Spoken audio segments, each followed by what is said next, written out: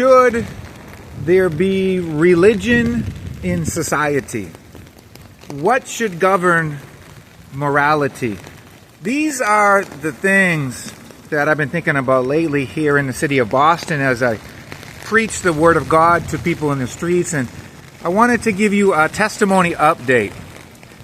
Yesterday was a really amazing day. It started out with a church service at a place called the Boston Tremont Temple, and we studied the book of Esther in the morning. Wonderful story about how a queen saved her people by petitioning the king to change his edicts or issue a opportunity for the people to avoid disaster. If you haven't read the book of Esther, you should definitely check it out.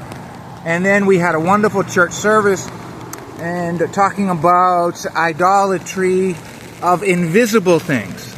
And this really touched my heart. And I've been thinking about that idea about what should govern and dictate our ideas of morality. Of a testimony update, I was able to lead a whole family to Jesus Christ yesterday. I was preaching the gospel of Jesus Christ with some friends and preaching the death, burial, resurrection of Jesus. And while another friend of mine was preaching, I was going to the crowd and asking people what they think about Jesus and who they think Jesus is. And I spoke to a man. I went up to a man. He was a big man, and maybe like 6'7" and 300 pounds, really big guy. And he had his family with him. And I asked him what he thought about Jesus. And this is what he said. He said, "You know what? I didn't think a lot about Jesus until the death of Charlie Kirk."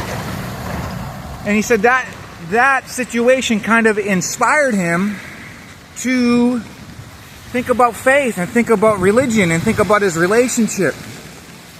So is there a conservative revival happening in America right now? Because I spoke to this man and I was able to teach him the gospel in the Bible. He understood what the Word of God said, and he gave his life to Jesus. He said a prayer of confession of sins, of asking Jesus into his life. He said that he would dedicate his life to Jesus, that he would pursue baptism, and that he would connect himself to a local body.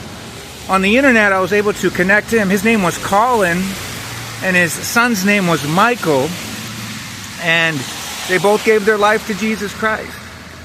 So please keep Colin and Michael in your prayers. Today, it's a rainy day here in the city of Boston. I'm going into the city right now to preach the gospel of Jesus Christ on the subway trains and on the city platforms, and to see if I can create some more testimonies. So here's my train right here. You can see behind me. So please, will you keep me in prayer? Thank you.